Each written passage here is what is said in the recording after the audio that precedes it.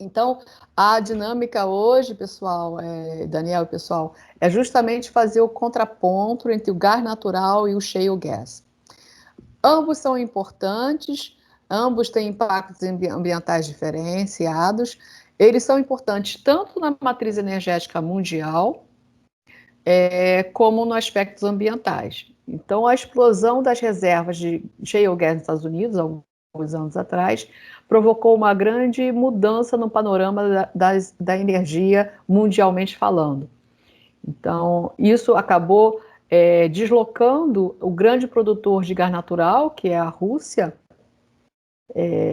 diminuindo a sua importância no panorama internacional energético, e também provocou uma queda, né, no preço do petróleo, do barril do petróleo, que chegou a níveis muito baixos, depois houve uma recuperação. Quebrou também alguns países produtores de petróleo. Então, nessa época, começou a quebrar a economia da Venezuela, associada também a questões políticas, mas muito motivado pelas questões energéticas. Então, essas questões do gás natural, do shale gas, da produção de petróleo, todas essas questões mexem com a energia, a área energética, mexem com a área econômica e política e também com a ambiental. Elas não estão dissociadas. Então, eu vou colocar os primeiros vídeos sobre gás natural. Vocês podem começar a fazer algumas anotações em relação a como é que é a produção do gás natural, qual é a importância. A gente viu que a produção de gás natural no Brasil tem aumentado, e um dos problemas da produção do gás natural no Brasil, não é, Michele? É justamente, o grupo da Michele, né, falou sobre isso na outra disciplina, é justamente a falta de malha de distribuição de dutos para o gás natural no Brasil, que é muito incipiente ainda. Isso não é só uma escolha de posicionamento energético, mas também político. E a gente precisa analisar isso com bastante critério, mas a primeira etapa é a gente se informar sobre isso. Então, eu vou colocar primeiro o vídeo sobre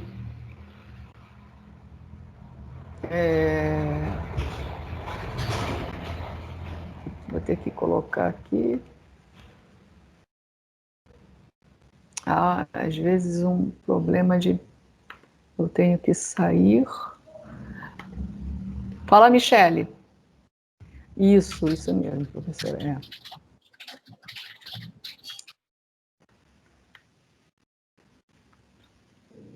Vou mandar o link também.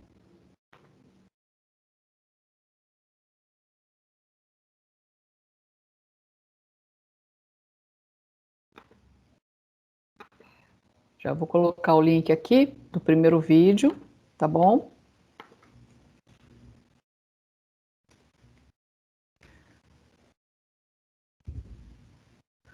Eu vou ter que abrir aqui.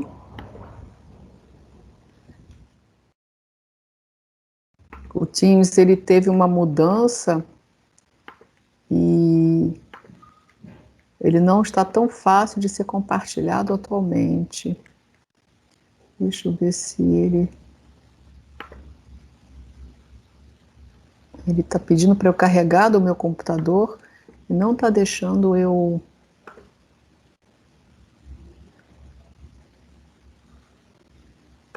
Agora ele está compartilhando. Está compartilhando?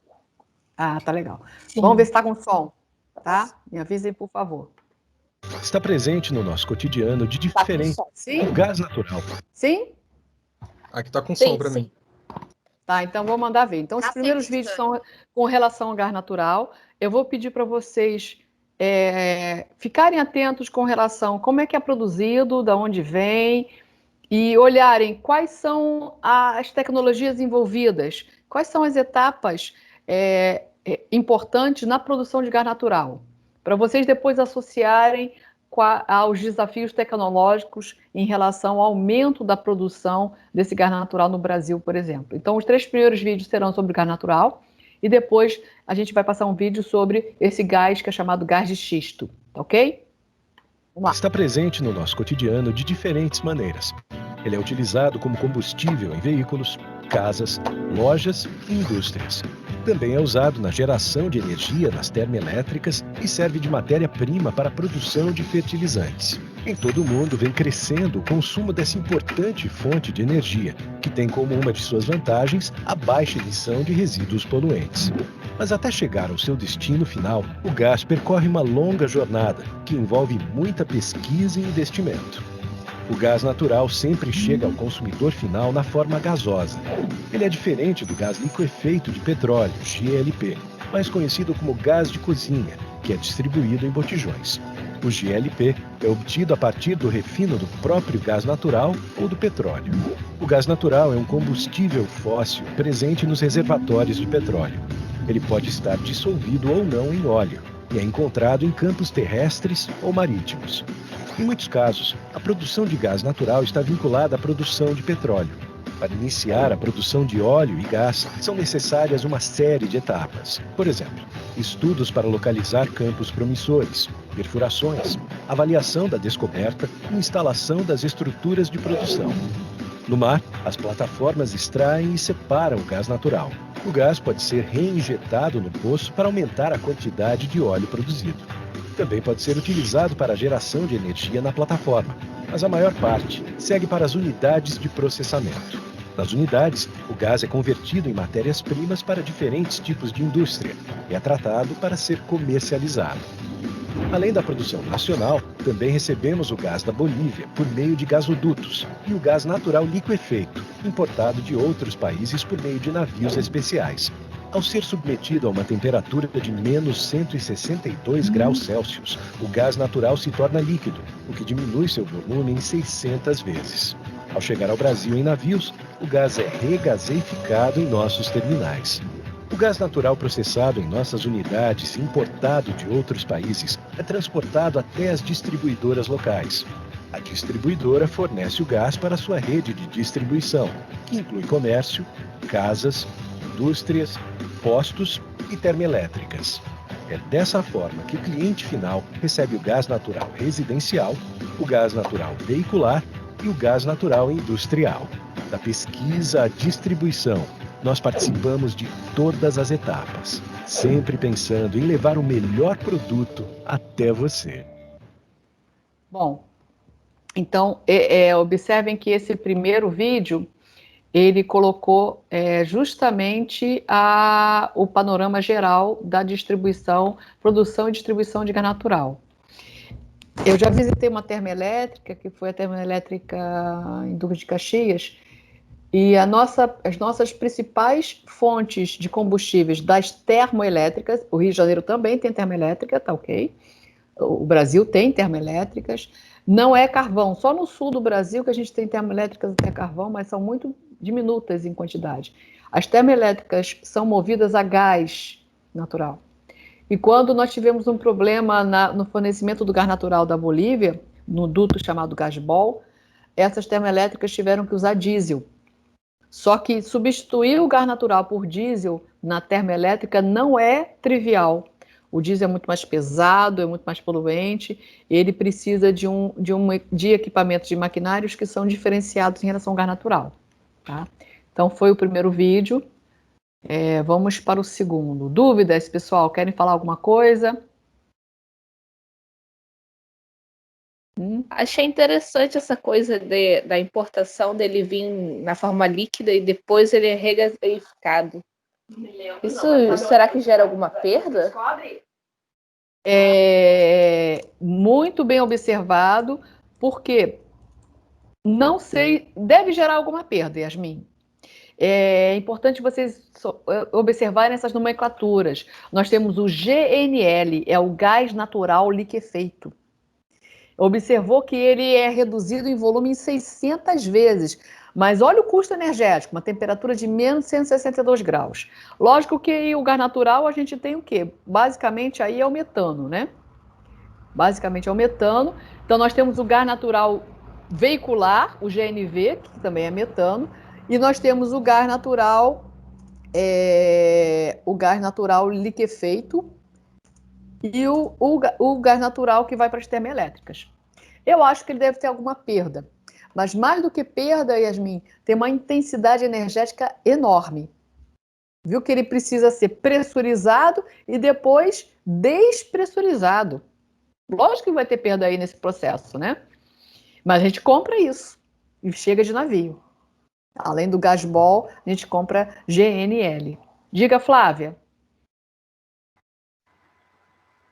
Professora, eu vi ali que eles podem reinjetar o gás natural para poder extrair o petróleo, né? Depois que ele é reinjetado, dá para tirar ele também, além do petróleo?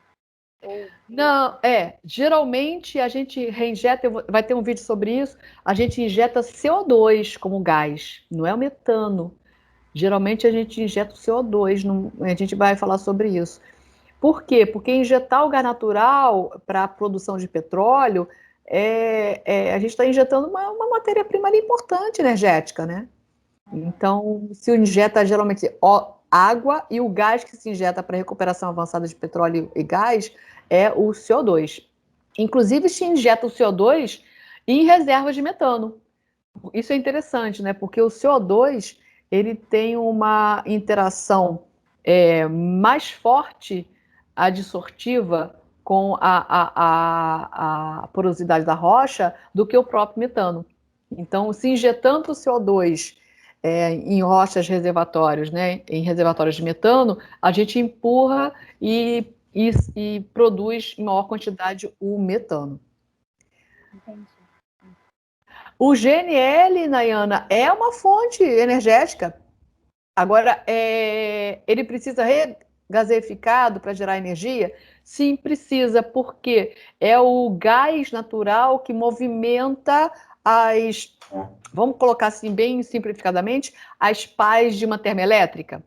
Quando eu visitei a termoelétrica, lógico que eu subi até os geradores, né? A altura era enorme, o cara responsável perguntou, professor, você quer subir? Fiz isso na disciplina de técnica de caracterização. Você quer subir? É muito alto. Eu falei, olha, se eu ainda estou podendo, eu quero ver o gerador lá em cima. E eu subi enorme, né, a escada, lógico, com proteção, e a gente chega lá no gerador. Então, precisa ser gás natural para poder acionar os geradores. A gente tem uma malha de distribuição energética, não sei se vocês já viram, que é muito interessante. No Rio de Janeiro tem a malha de energia que chega de Angra 1 de Angra 2, que é ligado nas termoelétricas e nas hidrelétricas também. Então, quando o Angra 1 e o Angra 2, por exemplo, estão em manutenção, e se vocês não sabem, Angra 1 e Angra 2 correspondem a aproximadamente 30% da energia do Rio de Janeiro, né? Somos nós que consumimos mais Angra 1 e Angra 2. Quando elas estão em manutenção, a malha de distribuição energética recebe energia ou da termoelétrica ou das hidrelétricas. Então, elas se compensam. Quando nós temos problemas de recursos hídricos e diminuição muito grande no nível das hidrelétricas, a ponto de não poderem produzir energia, é acionada outra malha de termoelétricas. Então, as termoelétricas são acionadas.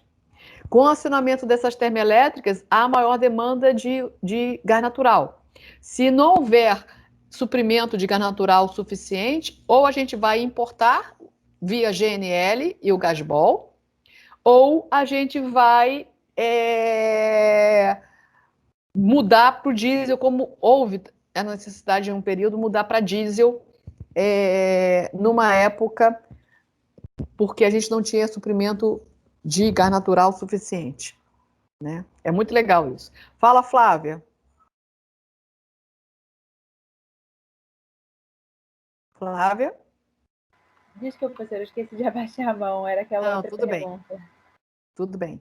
Então, vocês veem que aí a gente tem 3 possibilidades de uso.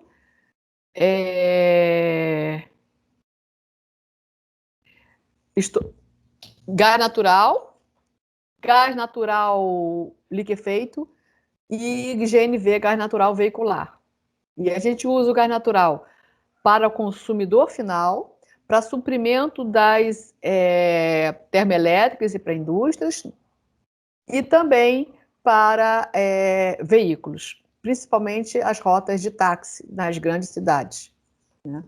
Vamos para o segundo.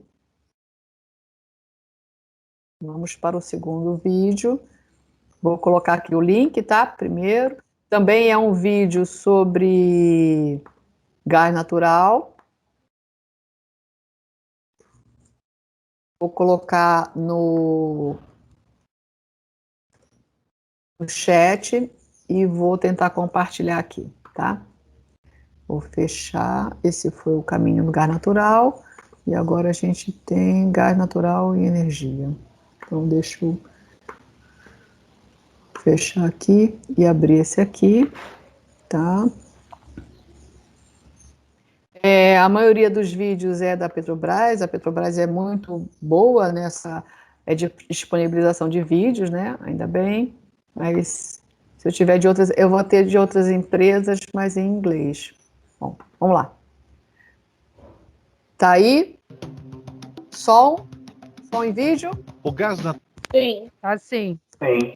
Tá, então vou fechar meu vídeo e vou passar, tá? natural é usado com regularidade no Brasil desde 1940. A mais recente área de negócios da Petrobras, o Gás e Energia, foi criada em 2000 para conduzir a necessária ampliação da infraestrutura logística, da comercialização e da geração de energia elétrica. A malha logística atingiu 9.578 quilômetros, garantindo o suprimento ao país. Foi realizada com a superação de desafios tecnológicos na implantação e operação dos gasodutos pela Petrobras. Hoje o gás é utilizado na indústria para gerar algum tipo de energia. Força motriz, iluminação, aquecimento ou resfriamento, nos transportes, substituindo outros combustíveis e usado como matéria-prima na produção de fertilizantes e como combustível nas usinas termoelétricas que geram energia. O crescimento contínuo do consumo de gás natural, associado à sazonalidade da demanda termoelétrica, trouxe à companhia um novo desafio: a operação do gás natural na forma líquida, o gás natural liquefeito, GNL. O GNL representa suprimento flexível, pois pode ser adquirido no mercado internacional apenas quando necessário para completar a oferta nacional e do Gasbol. Os terminais de regaseificação da companhia são marítimos e utilizam navios adaptados para realizar tanto o armazenamento do GNL como a regaseificação do produto a bordo. O gás natural liquefeito GNL chega em embarcações de transporte na forma líquida a uma temperatura de menos 162 graus centígrados. O Brasil também é pioneiro ao adotar o modelo de transferência de GNL de um navio supridor para outro navio regaseificador por meio de braços criogênicos. Exemplo da inovação tecnológica é a usina termoelétrica Juiz de Fora, primeira usina bicombustível capaz de gerar energia elétrica com etanol. A Petrobras já é a 7ª maior geradora de energia elétrica do país, com capacidade total de 6.885 megawatts. Nosso parque gerador é composto por 19 usinas termoelétricas a gás natural e 3 usinas a óleo combustível, e ainda outras 7 usinas termoelétricas, das quais participamos da operação. Complementam o parque gerador 2 pequenas centrais hidrelétricas e um parque eólico, o de Mangue Seco, no Rio Grande do Norte, além de um projeto piloto de geração de energia solar. Além disso, existem projetos de pesquisa e desenvolvimento tecnológico do setor de energia elétrica regulados pela ANEEL, que contribuem para o aumento da eficiência na geração de energia. Outro segmento de negócio do gás e energia é o de gás química e fertilizantes. Desde setembro de 2009, as fábricas de fertilizantes Fafens da Petrobras, Fafem Bahia, Fafem Sergipe, Fafem Araucária, estão integradas a esta área. No segmento de fertilizantes, a Petrobras encontra-se em forte expansão. Em 2013, a aquisição da fábrica de fertilizantes do Paraná permitiu o aumento da capacidade de 1,1 milhão de tonelada ano para 1,8 milhão de tonelada ano.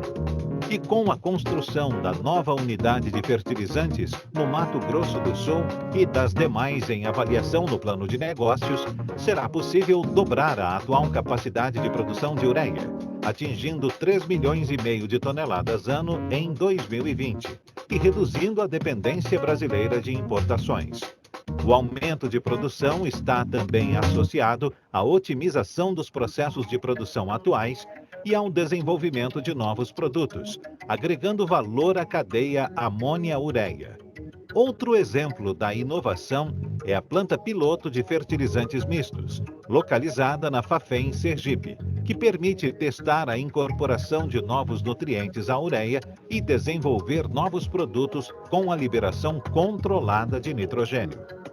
Em ritmo acelerado, temos como meta dobrar a atual produção de petróleo até 2020, chegando a 4,2 milhões de barris por dia.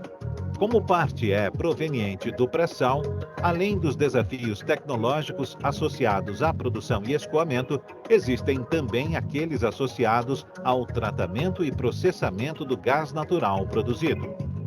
Como resultado do desenvolvimento tecnológico, foram desenvolvidos os projetos básicos para tratamento e processamento do gás do pré-sal da Bacia de Santos, Rota 2, Cabiúnas, em construção, e Rota 3, Compérgio. A geração de energia ou transformação química do gás em áreas remotas, o aprimoramento da previsão do despacho termoelétrico, a armazenagem de gás natural, a agregação de valor à cadeia amônia-ureia e a flexibilidade no processamento de gás natural são alguns dos desafios a serem superados. Acreditamos que o futuro da Petrobras é tudo aquilo que sonhamos, planejamos e executamos. Então, além dos focos de curto prazo, dentro da visão de futuro, temos os desafios relacionados à nanotecnologia, novos materiais, prospecção de hidratos de gás e mobilidade. Com gestão integrada, tecnologia, boas práticas de operação, preservando a vida e o meio ambiente, estamos preparados para superar os novos desafios, garantindo o suprimento energético do país em um mercado em contínua expansão e cada vez mais exigente. Para a companhia, que este ano completa 60 anos, o desafio é a nossa energia. A Petrobras fez história. Então, observem o seguinte, aí ele diz que a produção do petróleo no Brasil estava planejada para 2020 para 4 milhões de barris. Nós alcançamos 3 milhões de barris em julho deste ano. Tivemos um aumento de 2020 em relação a 2019, em função da produção do gás natural. Então, as prospecções foram atendidas para 2020? Não totalmente. É um merchandising, porque é da Petrobras, né? Mas tivemos também um aumento da produção de gás natural, e a produção brasileira de petróleo e gás somou 3,89 milhões de barris de óleo equivalente por dia, que chama BOED, né? O BOE, isso é quando a gente coloca. Então, nós tivemos um aumento, sim, mas não chegamos à produção dos 4 milhões. Agora, uma coisa interessante que vocês observaram ali é a associação com a produção de fertilizantes, que era uma meta da Petrobras e que esse braço da Petrobras, se não me engano, foi desativado. Como os fertilizantes são importantes? Porque a gente faz, para produzir ureia, a gente reage o próprio CO2 com a amônia e a gente produz a ureia. A maior utilização de CO2 no mundo é na produção de ureia. Então, nesse vídeo interessante que o plano de metas da empresa em 2013 era para aumentar a produção de fertilizantes, que seria muito importante para o país. Mas eles fugiram dessa meta, colocaram novas metas, e a produção de fertilizantes está mais no braço da Braskem atualmente do que no braço da Petrobras. Eu até acho que a Petrobras deixou de fazer parceria com os fertilizantes. Mas a empresa tem parceria com as termoelétricas. E observaram que a maioria das termoelétricas é movida a gás. É movida a gás natural. Só algumas são movidas a diesel e tem aquela espetacular movida a etanol, que eu não sei se ainda está em atividade. Mas observem que o gás natural tem uma importância. O gás natural tem uma importância muito grande, né, no acionamento e na demanda energética para as termoelétricas. Então, isso é uma informação importante que talvez vocês não tenham ainda, porque isso acaba substituindo o diesel nas termoelétricas. E como eu falei anteriormente, quando nós não tivemos esse suprimento do gás natural, a substituição do gás natural por diesel nas termoelétricas foi muito ruim operacionalmente, muito ruim também ambientalmente. E também vocês viram os braços criogênicos? Nós fomos os pioneiros no desenvolvimento desses braços criogênicos, que é na passagem do GNL para a gaseificação do gás natural. Muito legal, né? Dúvidas, pessoal? Comentários? Eu ia perguntar justamente sobre esses braços criogênicos. O que eles são, o que eles fazem? Eu não sei detalhes sobre esses braços criogênicos, mas a gente pode já implicar que eles devem ter possivelmente passagem de gases que suportam a manutenção dessa temperatura baixa e a diminuição da temperatura de menos 162 graus Celsius para a temperatura de gás, né, do estado gasoso do gás natural, do metano. Então, os braços criogênicos, eles devem permitir que esse líquido entre e seja gaseificado.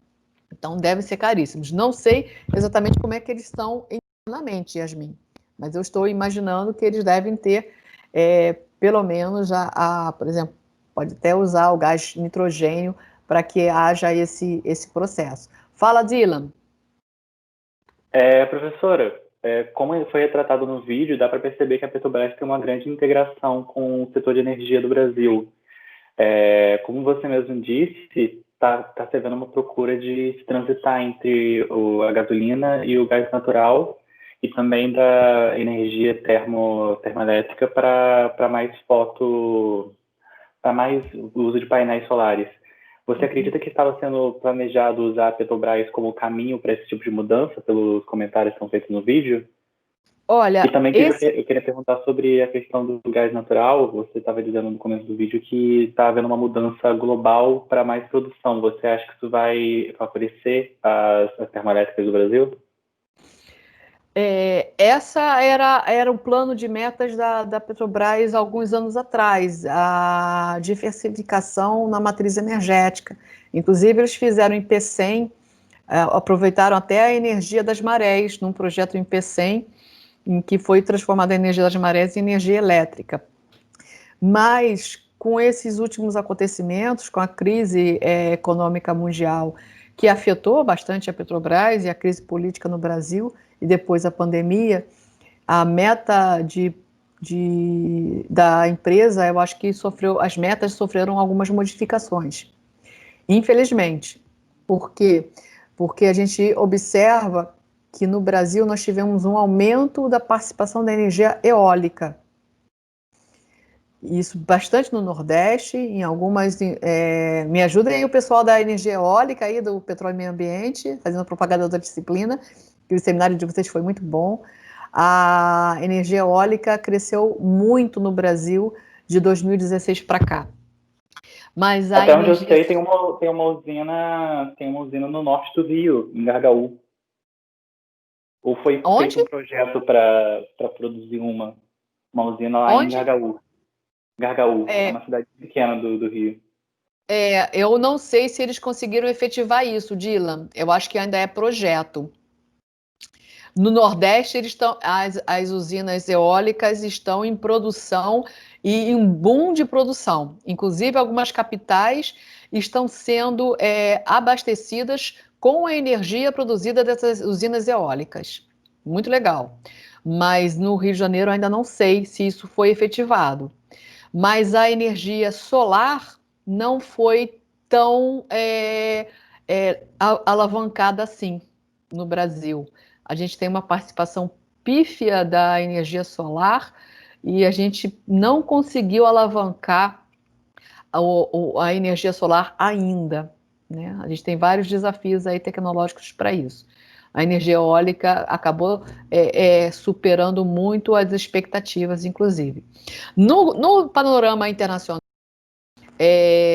a utilização de gás natural está sendo muito procurada e muito desenvolvida em vários países. Inclusive, o próprio Estados Unidos está privilegiando, né, com shale gas, as reservas, que aí é só retirar o gás, já está prontinho ali. É muito mais fácil. E a gente vai falar isso no outro, vai ter falado isso no outro vídeo. Tem um vídeo também de comparação que eu vou ter que enviar para vocês, porque é um vídeo um pouco mais longo, e que o Rosenberg e outro professor da USP fazem análise do uso do gás natural e do shale gas. O gás natural é muito mais fácil de ser utilizado. Você extrai o gás natural, ele já está pronto para... O tipo de processamento é muito menos custoso. Então, ele além de ser ambientalmente mais agradável, ele tem menor emissão de particulados e menor emissão de gases do efeito estufa associado em relação aos gases emitidos da combustão de combustíveis fósseis, como gasolina e diesel. Ele também tem menores custos de produção, mas exige desenvolvimento tecnológico. Alguns países fizeram esse investimento no desenvolvimento tecnológico para a produção de gás natural, outros não.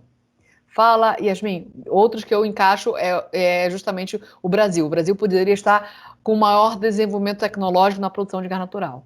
Fala, Yasmin. Você acha que esse nosso atraso, vamos dizer assim, em relação à energia solar é devido ao alto custo do material? Sim, sim. Não só ao alto custo das células solares, mas também como ao domínio do mercado dessas células fotovoltaicas e os painéis solares. Esses painéis solares, eles têm sido dominados por 3 ou 4 empresas mundialmente falando, e ainda são extremamente caras para o Brasil. Lógico que ali nós temos terras raras, nós temos grandes reservas de terras raras, mas não somos grandes produtores de terras raras, separadamente, né? Isso é explicado pela contração lantanídica, o pessoal da Química Geral, né, vai se lembrar. Então, como os elementos de terras raras, eles têm muita semelhança de raios e propriedades, eles são encontrados juntos na natureza, e o processo de separação deles é custoso. Exige desenvolvimento tecnológico também. E no Brasil nós não temos isso ainda, infelizmente, não foi fomentado. O país maior produtor de terras raras no mundo é a China. E é o país também que tem se destacado na produção de painéis solares mais acessíveis, né? A Michelle está falando que os maiores potenciais de eólica no Brasil são Bahia e Maranhão. Sim. O Rio de Janeiro ainda não tem planta efetiva, Dylan. A Michelle está falando porque ela fez junto com o grupo dela, apresentação na área de produção de gás natural e de eólica, né? De energias alternativas. Então, ela está falando que no Rio de Janeiro, essa planta que você colocou como pesquisa não foi efetivada ainda, tá bom? Matheus está falando que as terras raras, a China fez um boom diminuindo o preço e diminuindo a competição internacional. Sim, Matheus. A China importa as nossas reservas de terras raras, ou seja, a mistura, né, das terras raras todas, e faz o processamento e a separação. E essas terras raras são usadas em muitos dispositivos eletrônicos, inclusive na produção de painéis solares. Né? Então, a gente está... Essa pesquisa de separação de terras raras já tinha sido feita há alguns anos. Isso, o João Alfredo é um pesquisador que foi do Estudo de Química, que fazia isso via HPLC. Ele já explicou isso, como é que é feito. Um dos grupos de Química Geral da minha disciplina já até fez a pesquisa, a entrevista com eles e fez essa apresentação de como essas terras raras podem ser separadas e com maior grau de pureza. Mas isso não foi fomentado, isso não foi incentivado, não foi desenvolvido a ponto de se tornar industrial. Queridos, Professora, já fala. É só por questão de curiosidade, da onde sairia esse fomento? De quem seria interesse, acho que além do governo, talvez? A Petrobras teria interesse em aumentar a energia solar? Não parece... Não sei. Isso tem que ser uma política governamental, com certeza, porque envolve todas as decisões com relação à matriz energética são estratégicas para o país. Então, isso não pode ser uma decisão da empresa, de uma empresa de energia, né? Mesmo que a Petrobras seja uma empresa mista, a Petrobras não é uma empresa nacional. Há muitos anos era uma empresa de economia mista, gente. Tenham clareza com relação a isso. Mas a gente precisa de uma política governamental clara em relação à matriz energética. Primeiro, tá bom? Eu vou passar outro vídeo do shale gas, tá? E vamos ver aqui, peraí, deixa eu colocar aqui. Professora, eu fui só jogar no Google mesmo sobre a questão da usina, ao que tudo indica ela está construída com as pás. Estão dizendo que ela está tipo no Google, mas eu não tenho certeza se realmente ocorre. Estão dizendo que ela tem 500 hectares e que está produzindo 28 megawatts, mesmo. Então, vamos ver se... Vamos tentar atualizar, né? De repente, né? Eu não sei. Porque eu conheço gente de lá, então eu posso até perguntar se está realmente ativa. Eu conheço gente do local, por isso que eu já sabia dela. Tá, ok, tá bom. Então, é bom que você nos dá essa informação, tá bom? Vou colocar aqui o vídeo.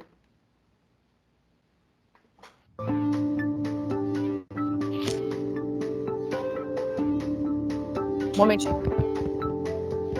Geologists have known for years that substantial deposits of oil and natural gas are trapped in deep shale formations.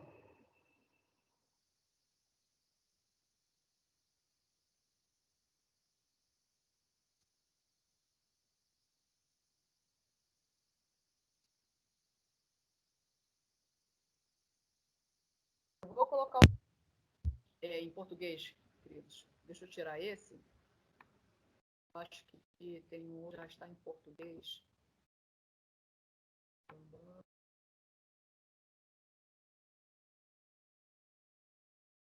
Está em português de Portugal. Mesmo sendo em português de Portugal.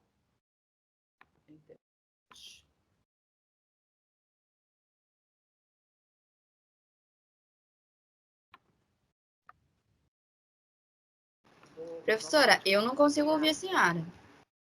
Não consegue? Agora sim, mas bem baixinho. Tá meio baixinha. Porque eu tirei o fone. Desculpe. Vou colocar de novo. Então, eu vou depois dar outros vídeos sobre o shale gas, mas eu vou mostrar esse primeiro, tá bom? Vamos lá. Vou compartilhar.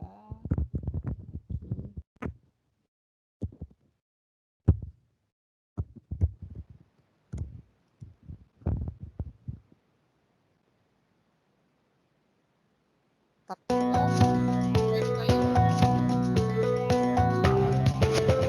Dá para ouvir. O trabalho de Wojciech Sietten fez-o viajar pelo mundo inteiro. A engenharia de perfuração levou-o da Polónia, o seu país natal, até a Alemanha. Depois procurou reservas de gás natural na Índia. Finalmente, na Líbia, construiu plataformas de extração. Agora regressa à Polónia, porque o país iniciou de forma intensiva a prospecção de depósitos do chamado gás não convencional, escondido em camadas de xisto argiloso a grandes profundidades. O método para o extrair, apelidado de fraturação, é controverso. Mesmo assim, em Sitchin, no sul da Polónia, prepara-se uma grande operação de fraturação hidráulica prevista para arrancar na próxima primavera. Agora é a altura certa para organizar isto, porque se fala cada vez mais no gás de xisto. Espero que seja para continuar. A técnica utilizada é a perfuração horizontal a 3 km de profundidade. A extração será iniciada quando injetarem nos tubos, a alta pressão, milhões de litros de água misturada com químicos para puxar o gás de xisto das rochas em direção à superfície. A Polónia tem 2 problemas energéticos: o recurso excessivo ao carvão, o que é prejudicial para o ambiente, e a dependência também ela excessiva da Rússia, de onde importa gás e petróleo. Para os habitantes de Sitchin, estes são os argumentos que justificam a exploração do gás de xisto, ainda mais porque esta é uma região pobre. Mas há especulações para todos os gostos. Aliás, é o tema de conversa um pouco por todo lado. Há pessoas que dizem que a água vai ficar amarela, que as galinhas vão deixar de pôr ovos. Não sei se é verdade ou não. Vão provocar alterações irreversíveis no subsolo. Vão deixar fraturas. E, para além disso, o revestimento de cimento que cobre os tubos não dura para sempre. E a água vai acabar poluída. Para nós, é bom que eles tenham encontrado gás aqui na região. Se calhar vão criar empregos para os jovens. Se ouvirmos as pessoas da aldeia, percebemos que a maioria é a favor do gás de xisto. A aldeia e a junta disseram sim. Eles dizem que não vão utilizar produtos químicos, mas sabemos que o gás de xisto é extraído através da injeção de produtos químicos. E isso pode ser perigoso para o ambiente.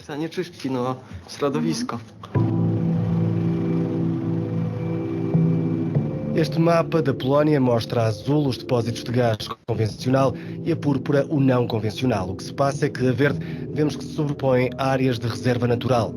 Se as operações de fraturação arrancarem em larga escala, milhares de caminhões terão de circular em zonas protegidas. E a quantidade de água utilizada será gigantesca, assim como a lista de químicos necessários. Mas a empresa privada que está a cargo da exploração na Polónia garante a segurança do processo, sobretudo no que respeita ao consumo de água. O nosso poço foi feito de maneira a evitar a contaminação dos lençóis freáticos pelos fluidos da extração ou pela migração do gás em direção à superfície. Os revestimentos foram cimentados.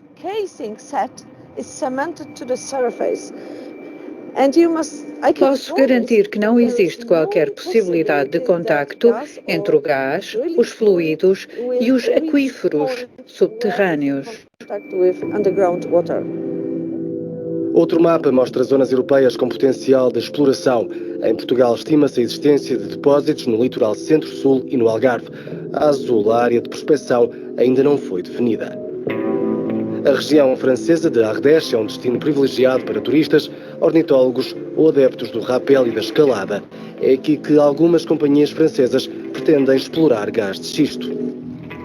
Mas um homem impediu-as. Christophe Tour montou uma das mais eficazes ONGs de França, o Coletivo 07.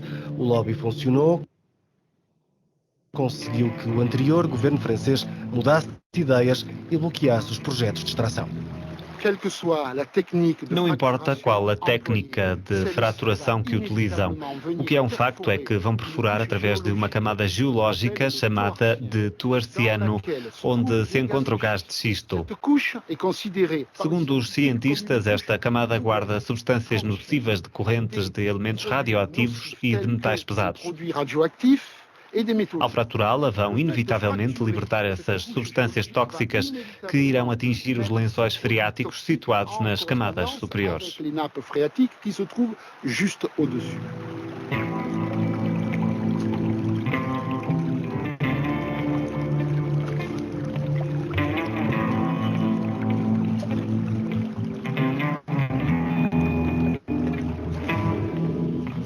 O movimento contestatário francês mantém-se em contacto com Marta, de Varsóvia, uma ativista coordena a oposição polaca ao gás de xisto. Eles usam mais de 700 químicos, metade dos quais cancerígenos. Depois lançam panfletos com imagens de rochas a brincarem com shampoo e sabão.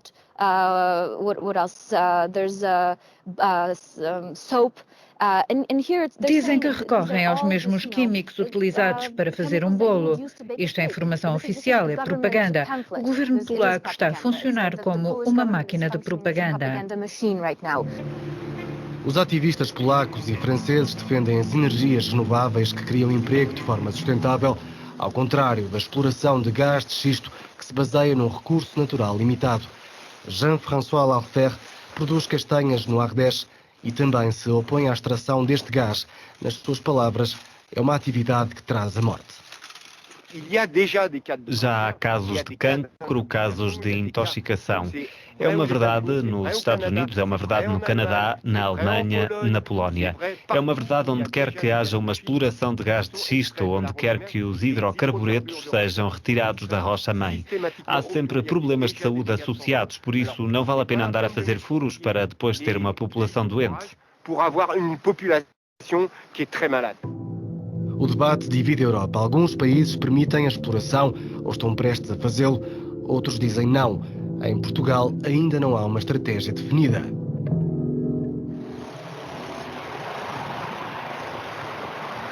As sondagens na Polónia sustentam que a população está a favor. Fomos falar com o responsável pelo dossiê no Ministério do Ambiente. Os preços do gás importado pela Gazprom, o único exportador da Rússia, são pelo menos o dobro do valor de mercado.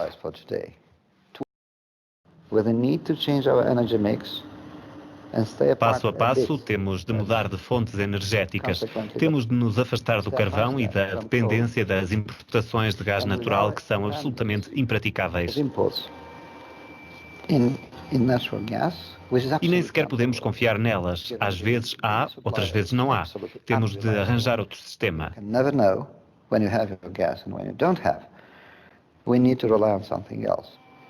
Mas há ainda uma outra questão. As explorações podem emitir metano, um gás que provoca efeito de estufa. Uma equipa de especialistas da Universidade Marie Curie, em Lublin, está a tentar arranjar uma forma de reverter essas emissões. Esta universidade está a desenvolver um trabalho pioneiro com outros institutos, um trabalho de pesquisa destinado ao Fundo Polaco para a Natureza e Ambiente. Através deste projeto será possível no futuro capturar e neutralizar quimicamente todas as emissões de gás metano à escala industrial, vindas, por exemplo, das perfurações. A escolha pertence a cada Estado-membro, sendo que está aberto o debate na União Europeia sobre a necessidade ou não de regulações específicas para esta alternativa energética.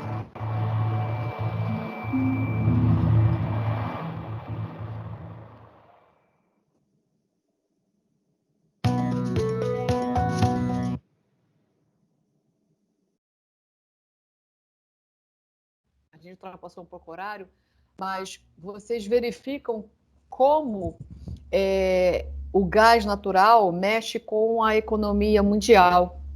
Por quê?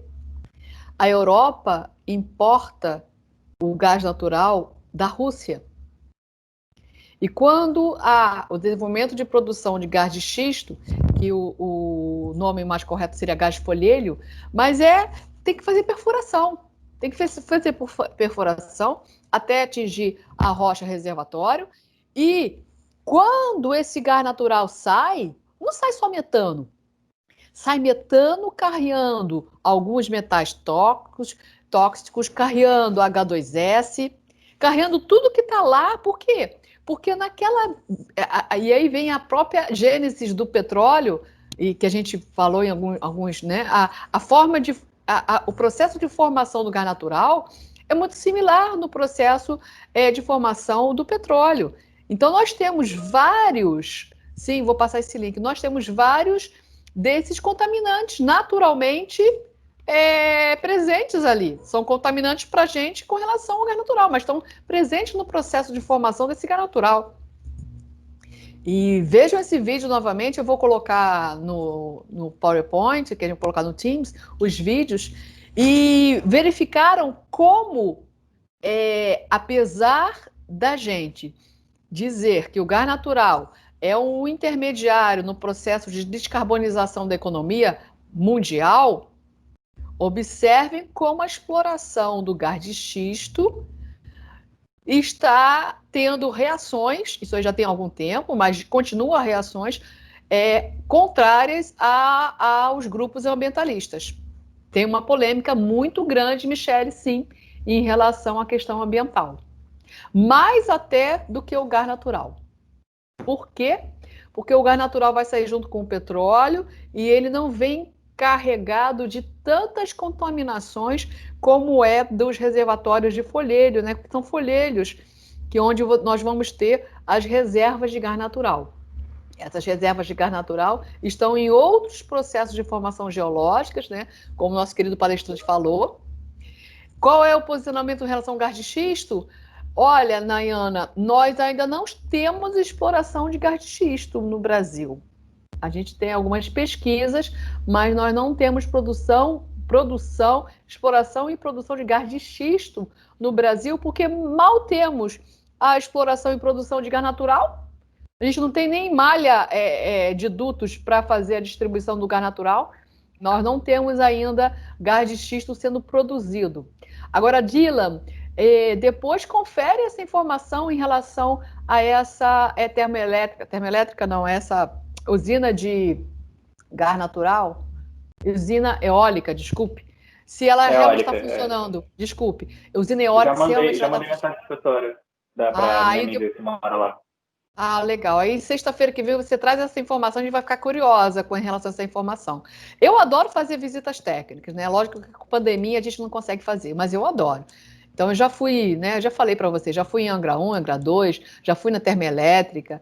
Não consegui ainda na Reduc, né? Mas já fui em outras produtoras e na produção de biocombustíveis, uma usina de biodiesel, a gente já foi. Foi um grande grupo, dessa vez, a usina de biodiesel no interior do estado do Rio de Janeiro, ela ainda não estava sendo colocada em operação. Nós fomos antes dela ser colocada em operação, então a gente conseguiu ver o reator. É lógico que o cara... Você quer ver o reator, professora? Lógico que eu quero, né? Então eu subi, fui ver o reator, é o reator da transesterificação básica. A gente só conseguiu ver porque não estava ainda em operação. Então foi uma visita também bem legal, foi na usina de biodiesel. E depois que a gente tiver esses passos pandêmicos para trás, né, espero que a gente tenha um dia, a gente vai reativar essas visitas técnicas que são muito interessantes. A gente nunca esquece essas visitas técnicas, são muito legais. Queridos, já são 1h15, 1h16, eu vou ficar esperando a sua resposta, Dylan. Eu vou colocar no Teams, só me dê um tempinho, porque daqui a pouco eu vou começar outra aula. Eu vou colocar no Teams a ficha de avaliação com os links desses vídeos, tá, pessoal? Nayana, colocar a motivação, que é a análise comparativa. Tem outros vídeos, se vocês tiverem tempo também para ver. Vou colocar também o link de outros vídeos. Análise comparativa entre o gás natural e o gás de xisto. Então, e é interessante que vocês comecem a perceber quais são os impactos ambientais envolvidos nos dois, né? Fala, Ana. Oi, professora. Não, é só sobre semana que vem, que eu não sei se você vai passar um roteirozinho para a gente seguir, o pessoal da pós, né, para apresentar, ou se a gente fala o que eu vou ter nossa preferência. Ou você vai passar um roteiro para a gente manter sempre o mesmo padrão de apresentação, né? Isso, eu vou passar um roteirozinho com aqueles tópicos que eu falei no chat, eu vou colocar aqueles tópicos para vocês se guiarem, tá bom? Tá bom, então. Obrigada, tá Mas ótimo. só me dê um tempinho, eu vou fazer isso lá para as 5 horas, que é quando eu acabo a outra aula, tá bom? Senão eu não consigo nem respirar hoje. Então eu coloco hoje no Teams, mas eu coloco ao final do dia. Se Yasmin puder me lembrar para eu não esquecer, professora, eu tenho que colocar. É bom, Yasmin, eu agradeço. Eu agradeço, porque chega às 5 horas, eu falei, agora eu vou respirar. E aí, ainda tem coisa para fazer. É sempre assim. Tá bom, queridos? Então, espero que a gente tenha tido algumas discussões interessantes, porque realmente tem muita coisa legal para discutir. E vocês observem que uma área temática, por exemplo, pode ser gás natural, ela nunca está dissociada do técnico, do econômico, do ambiental, do político, né?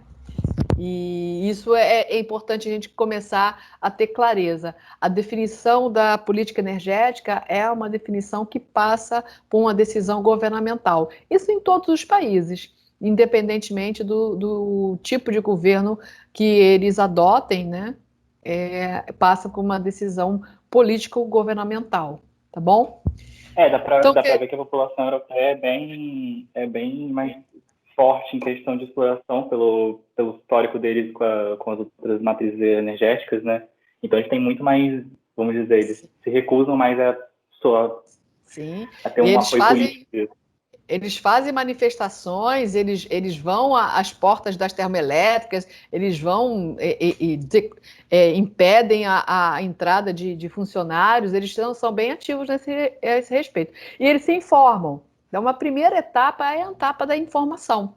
Não porque a gente pensa, gás de xisto é só metano. E aí, quando a gente começa a justamente verificar os países que estão pesquisando, estão fazendo a produção de gás de xisto ou gás de folhelho, se for a nomenclatura correta, mas todo mundo, até em francês vocês viram?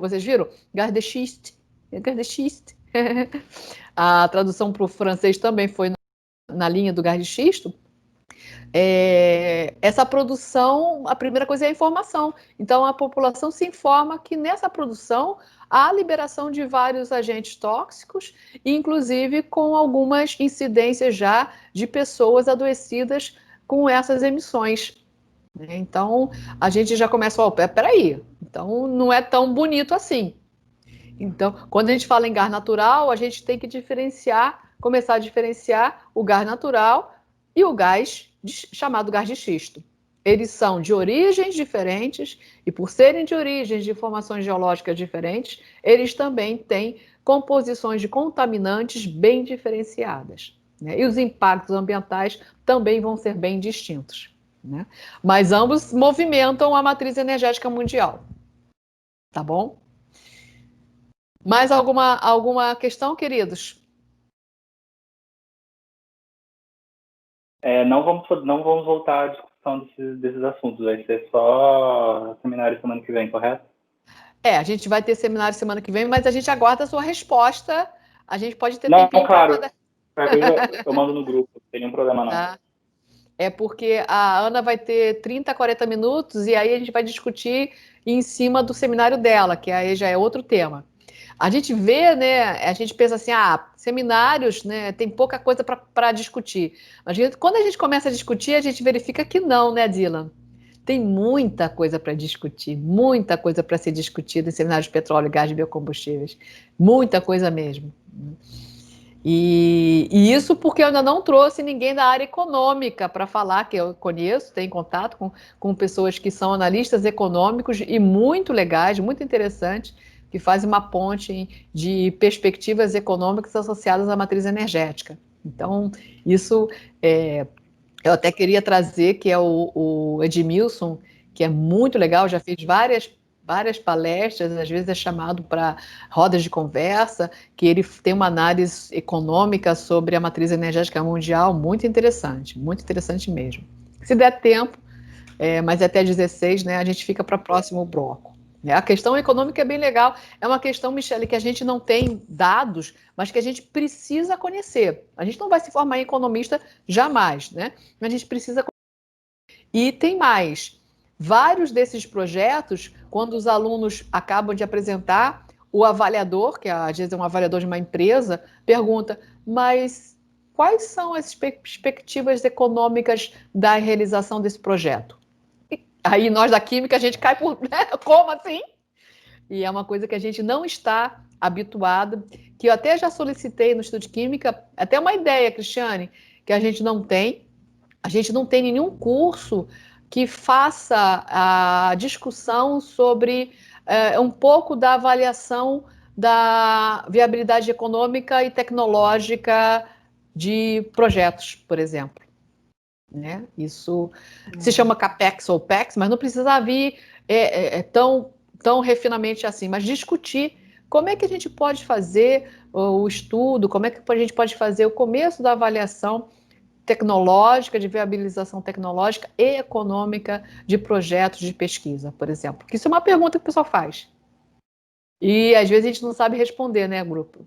Imagina, você apresenta o projeto, sabe tudo do projeto, aí chega o avaliador, mas vem cá, qual é a viabilidade econômica da execução desse projeto? Blom! De aplicação mesmo, né? Então, outra ideia aí, Cristiane, para a gente tentar elaborar algum minicurso nesse sentido. Sim, anotado. E com, lógico, com colaborações, né? Porque a gente não tem cabedal de conhecimento para falar sobre isso, é com colaborações. Fala, Ana. Professora, tenta conversar com a professora Denise sobre isso, porque aqui no laboratório a gente tem uma pessoa que trabalha, lida um pouco mais com essa parte de análise econômica, mas assim, é ela especificamente que entende um pouco mais do assunto. Aí eu acho que, não sei, você vai conversar com a professora, né, para de repente fazer uma colaboração, alguém fazer uma apresentação, algum tipo de já me diz aí no privado, por favor, para contato, né? A gente tem um fluxo muito bom com a Denise. A Denise ela é full energy para o programa, né? Então, eu admiro muito a Denise, a sua energia, a sua pesquisa. Eu acho que seria uma ótima colaboração. Ela é excelente, né? A empolgação dela, a atividade, a proatividade, ela é excelente. Então, eu acho que seria uma boa, Ana, seria uma boa. Viu que a Denise pensa lá, né? Ela viu que... Sim, ela é toda pensando no amanhã. Ela tem uma visão bem legal. Eu tenho muito orgulho dela estar na Pró-Reitoria de Pesquisa e Pós-Graduação da universidade. Só não sei se isso está sendo bom para ela, mas talvez seja bom para o UFRJ. Ela está bastante atarefada, né? Mas está desempenhando um bom trabalho lá. Porque ela tem uma visão que não é imediatista, é uma visão para diante. Isso a gente precisa demais. É uma visão futurista, isso a gente precisa. Gostei, Ana. Aí, ó. Vamos fazer uma tabelinha aí, Cristiane. Vamos fazer... De repente a gente monta um mini curso que pode ser bombástico. A gente fazer para os químicos mesmo o beabá de como a gente pode fazer um estudo da viabilidade econômica e técnica dos nossos projetos. Legal. Gostei, Ana. Querido, sempre é muito bom estar com vocês. Tá? Vou pedir licença, desejar um ótimo final de semana. As minhas atividades ainda não acabaram, né? Ainda tem outra aulinha aqui, ainda tem outras atividades. Fiquem bem, tentem relaxar quando vocês puderem, quando não estiverem em atividade remota em aulas, vocês façam um alongamento, dêem uma voltinha com máscara na rua próxima, ou seja, valorizem um pouco o relaxamento mental e físico de vocês, porque isso é muito importante, tá bom? Um beijo para todos, saudades, Daniel e Dylan, queridos outros, tá? Muito saudades de vocês, né? Tenho vocês no meu coração. O Dylan sempre vem com uma novidade, né? Ele sempre vem com uma novidade, né? Ele é ótimo. Não, eu conheço tal pessoa, tal. Eu juro que é coincidência. Tá bom, obrigada, queridos. Bom final de semana para vocês. Descansem, fiquem bem. Eu também.